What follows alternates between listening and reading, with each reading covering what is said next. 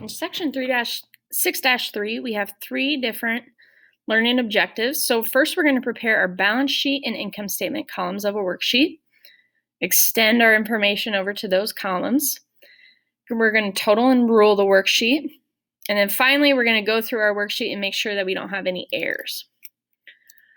So we have seen a balance sheet. The first assignment that we did this school year was compare a balance sheet and an income statement for 2 different companies. So a balance sheet reports the business's assets, liability, and owner's equity for a specific date. So those 3 things are included in the balance sheet. And we are going to organize our worksheet so that those 3 sections are together. So if you're looking at a worksheet, everything above the income statement line, above the income statement column, is going to go into the balance sheet column. So everything above income statement would be right here. So everything above it is going into the balance sheet column. Notice that we are just transferring the numbers over exactly as they are. If it's a debit in the trial balance, it's a debit in the balance sheet, and so on. If it's a credit, our liabilities are all credits here. Then they need to be credits over here in the balance sheet. Now notice what you do if there is an adjustment to an account. So for supplies, we had our initial January 1st balance. We adjusted $620 by crediting that debit for $530, and our balance sheet shows the accurate amount of supplies and prepaid insurance that we have at the end of the month. That's the whole reason that we do our adjustments. So you can't just carry these numbers right over. You have to take out the adjustment. Transfer over the debit adjustments. And then we move on to what is called the income statement. A financial statement showing the revenue and expenses for a fiscal period is called an income statement. So everything below income statement is going to go on the income statement. So an income statement, we compare it as well at the beginning of the year. And now we're going to transfer numbers from the trial balance columns into the income statement columns. So again, you are transferring the numbers exactly as they are. So credit of $5,820 for sales is a credit in the income statement. Notice that income summary account I was talking about. Everything above income summary goes into the balance sheet. Everything below income summary goes into income statement. So if you wanted to, on your purple packet, you could draw a line here on the income summary account to divide it into 2 accounts. So we're transferring numbers over exactly as they are.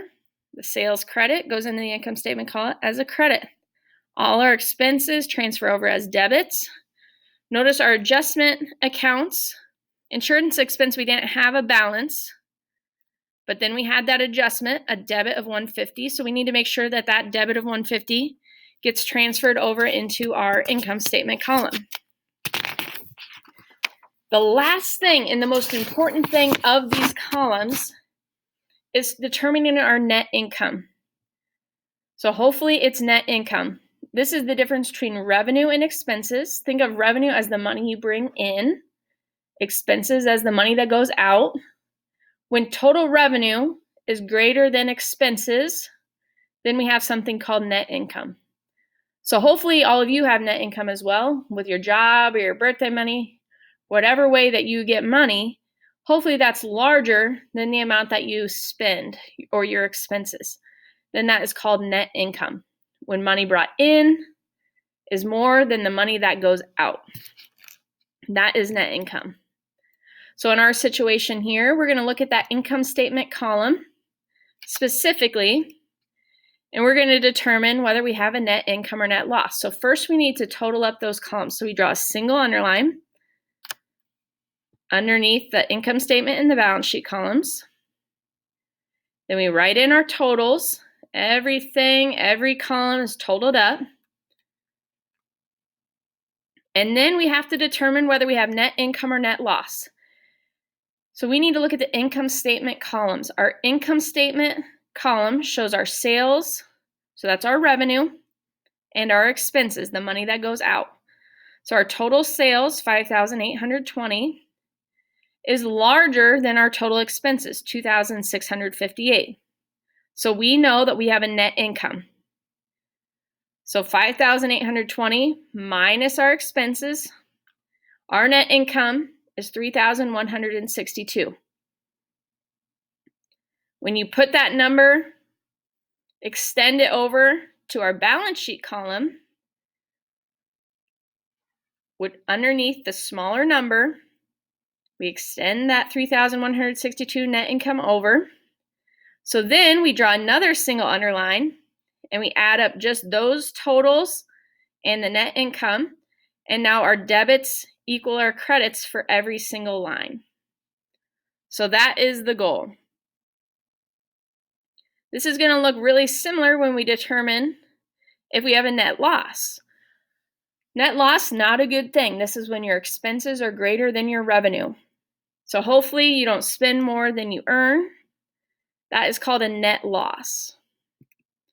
So a net loss is going to look very similar, but our sales, this $2,100 credit in the income statement, is smaller than our debits. So we had more expenses, $2,400 of expenses, $2,100 of revenue.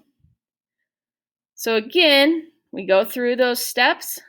$300 is our net loss. So when we add the totals plus that $300 net loss, our debits equal our credits. Extend that $300 over to the balance sheet underneath the smaller number. That $300 makes our balance sheet debits and credits equal.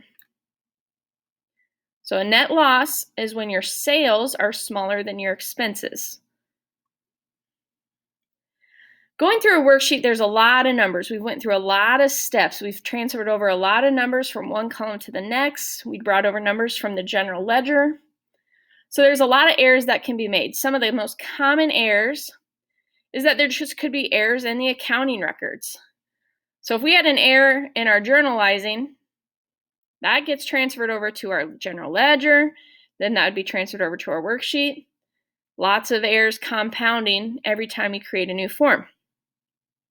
We could have made an error in calculations. So you're adding up a lot of numbers to calculate the totals. That could lead to errors.